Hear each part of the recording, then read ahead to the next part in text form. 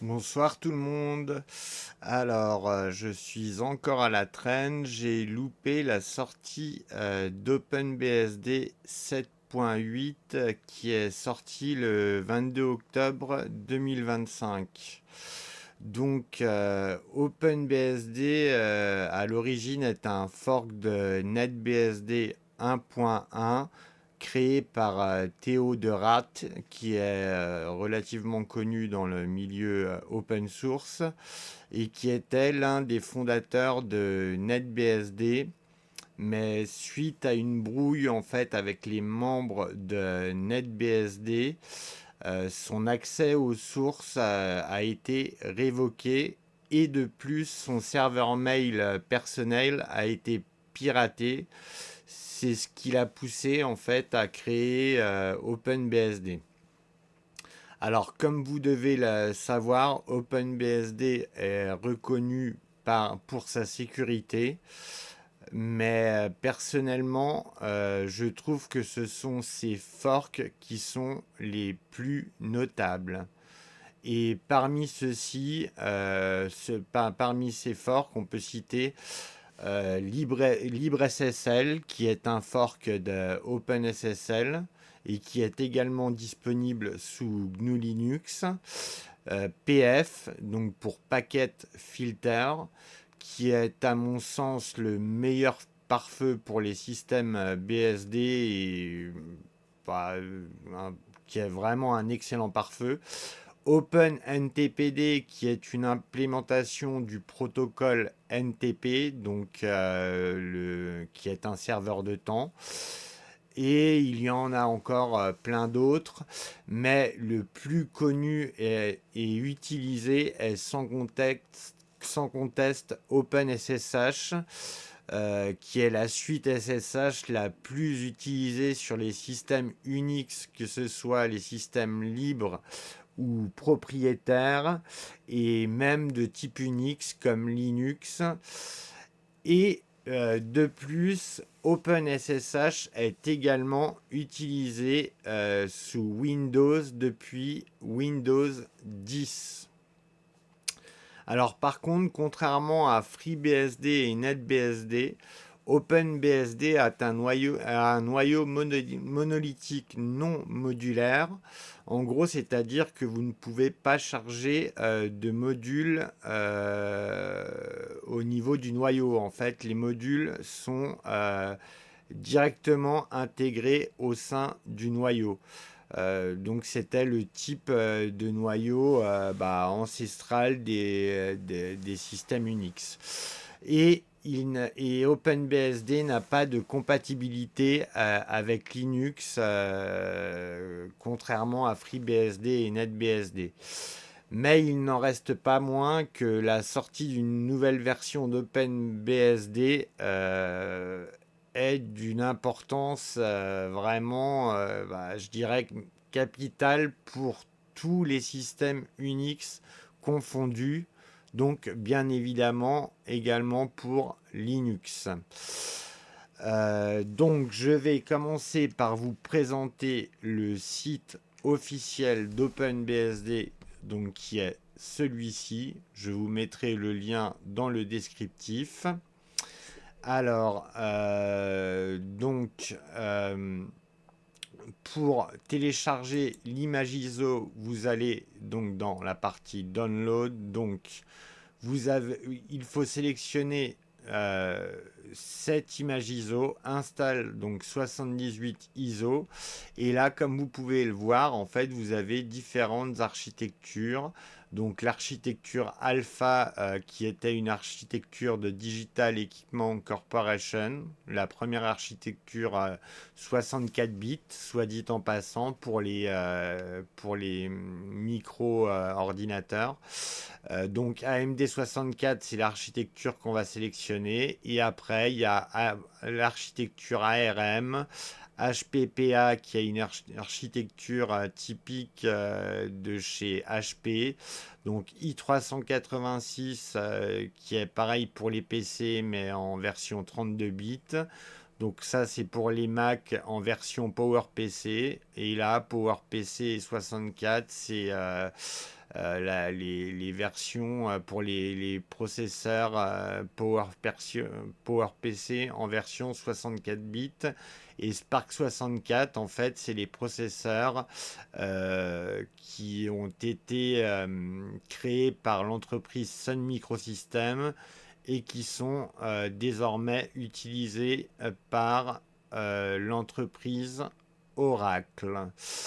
Donc voilà pour la présentation. Donc je vous le rappelle, il faut cliquer sur ce fichier pour télécharger l'image ISO.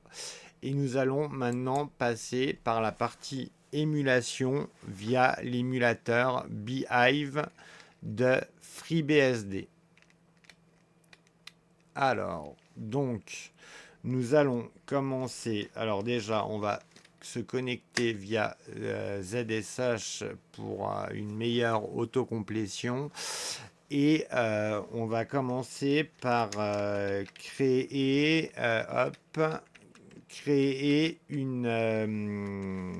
la machine virtuelle en elle-même. Donc, alors, non, apparemment, il n'a pas voulu. On va mettre ça.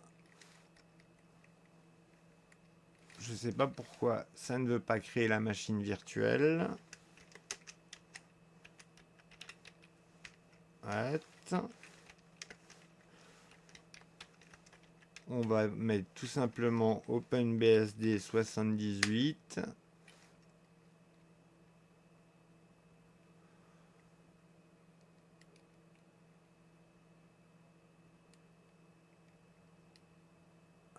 Ah, bah oui, non, forcément, j'ai pas indiqué la template, donc ça ne risque pas de fonctionner. Alors, excusez-moi pour cette petite erreur. Donc, alors, la template, c'est celle-ci. Et donc ça ne fonctionne pas. Voilà. Donc maintenant que la machine, la VM est créée, la machine virtuelle est créée, on va lancer l'installation. Donc pour ce faire, il faut taper donc la commande VM suivie de install. Hop. Et ensuite, il faut renseigner donc le nom de la machine virtuelle, donc qui est OpenBSD 78, suivi du CD-ROM d'installation, donc qui est install78.iso. Donc là, maintenant, nous allons lancer en fait une visionneuse VNC.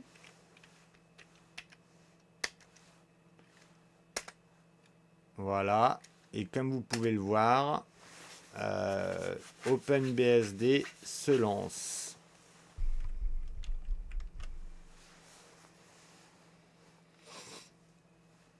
Alors, donc pour l'installation, il faut appuyer sur la touche I pour install. Donc alors là, on nous demande en fait, alors le clavier par défaut. Donc nous c'est FR, mais en fait si vous voulez avoir la liste, il vous suffit d'appuyer sur L et vous avez la liste de tous les claviers disponibles. Donc nous tapons FR. Donc là on nous demande le nom de l'hôte. Donc on va tout simplement mettre OpenBSD 78. Et là, donc, c'est l'interface pour configurer l'interface réseau. Donc, autoconfiguration, c'est via DHCP.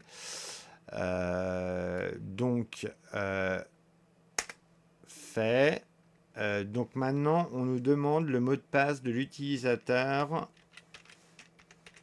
root.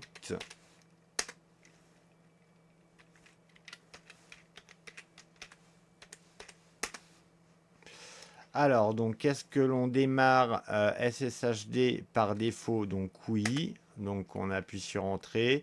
Là, on nous demande en gros si on active en fait SSH avec X Windows. Si on, non, non, si on, c'est l'inverse. Ne pas activer en fait SSH pour X Windows. Donc nous cliquons sur Yes par sécurité. Et là, en fait, on nous demande si on veut lancer le gestionnaire de session au démarrage. Donc, on reste sur non. Changer la console par défaut, donc non plus. Et ensuite, là, on nous propose de créer un nouvel utilisateur. Donc en fait, il suffit de rentrer le nom de votre utilisateur. Donc pour ma part, c'est Bisty. Donc là, on nous demande son nom complet. Donc voilà. Et le mot de passe.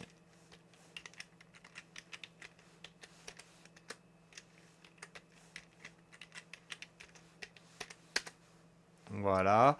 Alors maintenant, on reste sur non, parce qu'en fait c'était pour autoriser le route pour se connecter en fait en route via SSH, donc hors de question. Donc le time zone, donc le fuseau horaire est le bon, donc on peut cliquer sur entrée. Et là, en fait, on nous indique les disques durs de disponibles. Donc SD0, donc on peut cliquer également sur Entrée. Alors là, on nous demande si on veut encrypter notre disque dur, donc on peut répondre non. Et là, en gros, on a le choix entre plusieurs table de partition, donc MBR, GPT. Donc on va rester sur GPT, qui est la table de partition qui est la plus couramment utilisée de nos jours. Donc alors là, vous avez tous les slices qui sont créés. En fait, les slices sont comme des sous-partitions, en fait, comme vous pouvez le voir.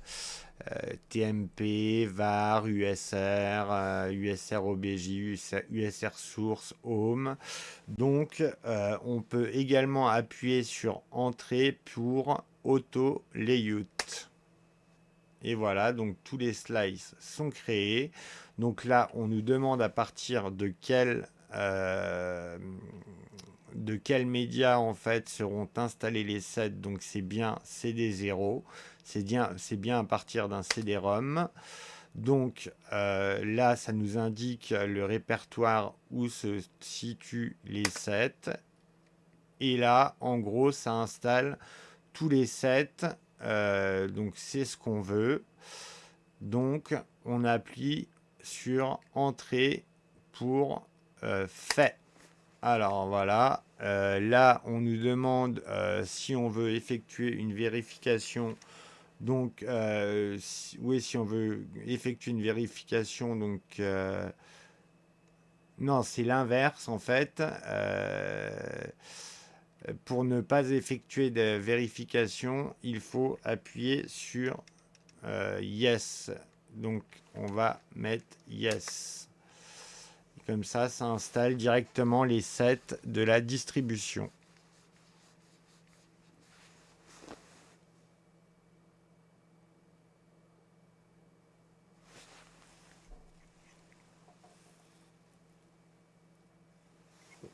Donc oui, je vais peut-être mettre la vidéo en pause le temps que ça s'installe, bien que ça ne devrait pas être très long.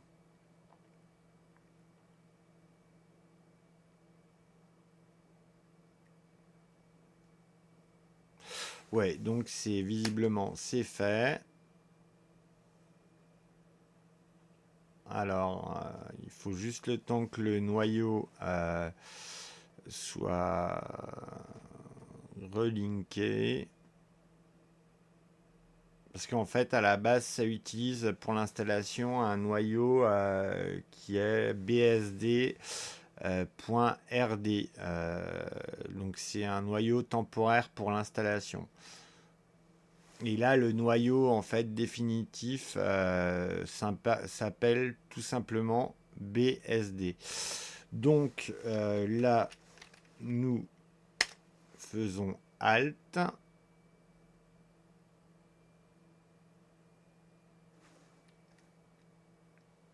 Donc press reboot. Donc on va relancer Tiger VNC. Hop, j'ai pas lancé le bon truc.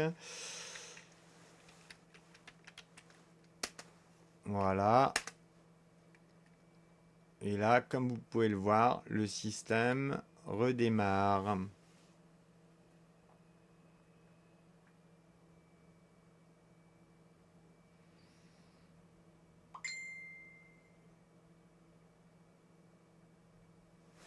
Alors, on va se connecter avec notre utilisateur courant.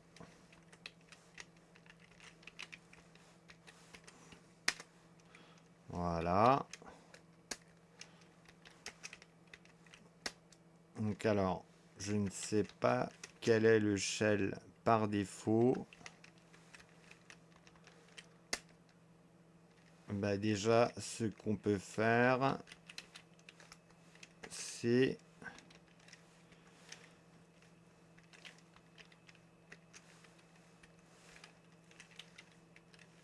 voilà. Comme ça, au moins, on pourra différencier les répertoires des fichiers. Comme vous pouvez le voir dans, par exemple, ETC, voilà, vous avez les répertoires, les fichiers d'un côté qui n'ont rien et les liens symboliques en fait qui finissent par un arrobase. Donc, on va regarder notre système. Donc, alors, on a bien donc OpenBSD en version 7.8. Donc, pour la version du noyau, ça devrait indiquer 7.8. Donc, voilà. Alors, au niveau en fait des nouveauté de cette version d'OpenBSD, en fait, on peut déjà il y a en fait une compatibilité avec le Raspberry Pi 5 donc qui est plutôt bonne.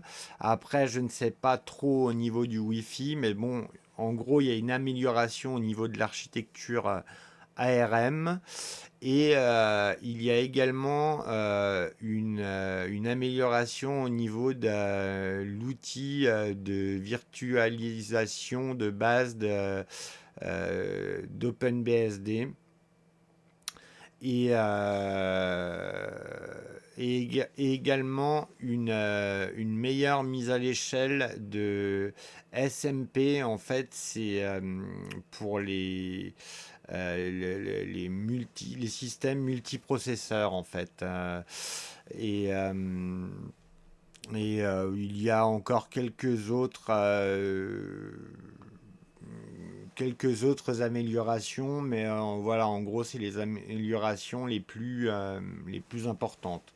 Donc, on va pinguer le réseau pour voir si on a une connexion.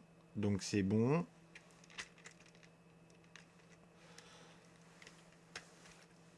On va se connecter en route.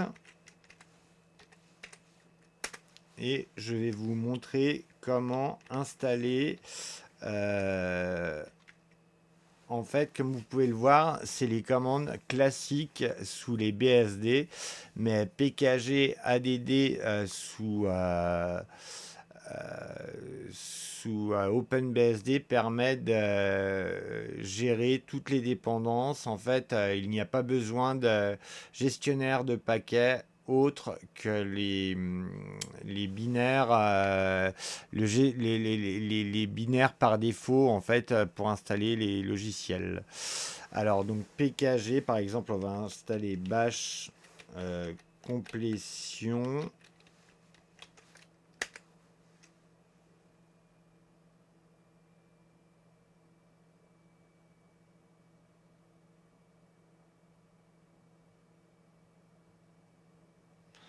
Alors je sais pas si ça a installé. Je suis pas sûr que ça a installé bash. Non. On va peut-être essayer d'installer simplement bash.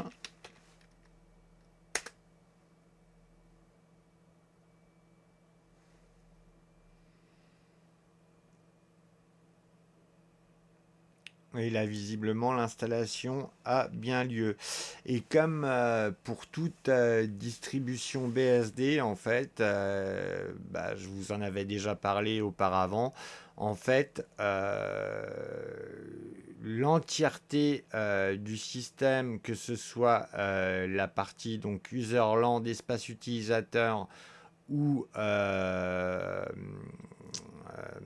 noyau en fait est géré par le projet OpenBSD. Et en fait, la seule partie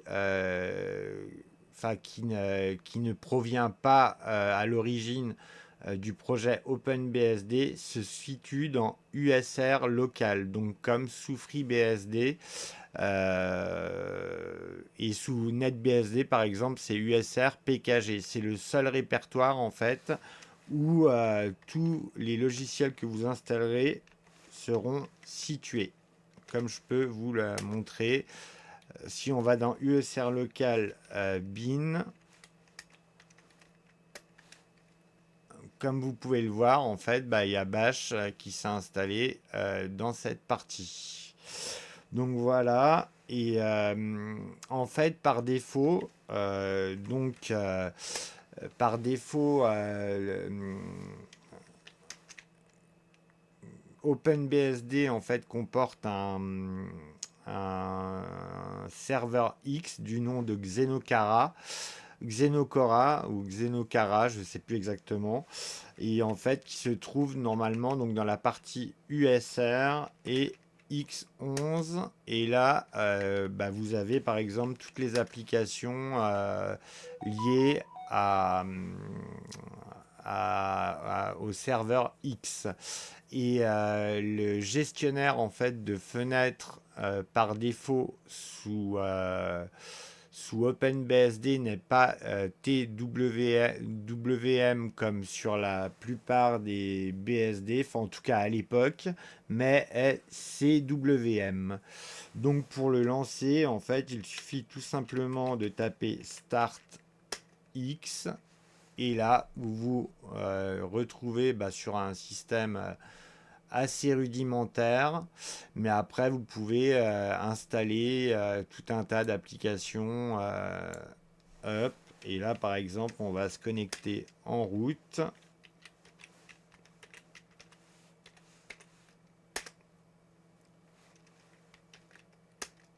Et voilà. Et là, comme vous pouvez le voir, on peut, alors, par exemple, installer, je sais pas si c'est présent, mais ColorLS, ouais. Alors ColorLS, en fait, c'est la version LS de FreeBSD, en fait, qui permet d'avoir, ouais, bah visiblement, il faut que je mette des paramètres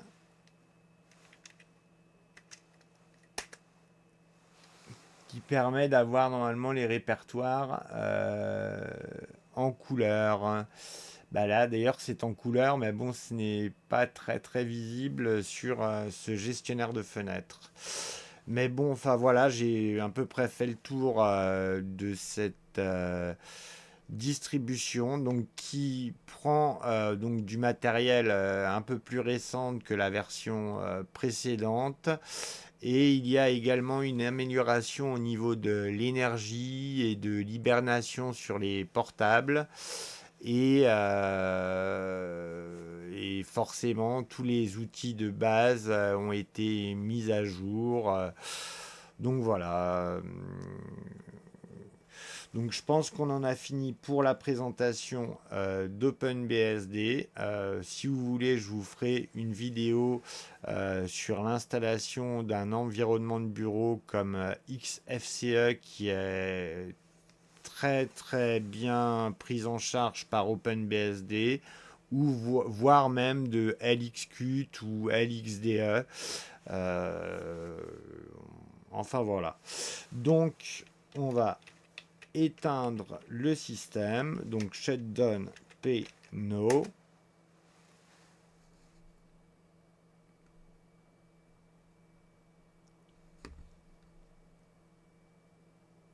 Et voilà, le système est éteint. Donc sur ce, je vous souhaite une excellente soirée et vous dis à très bientôt. Au revoir.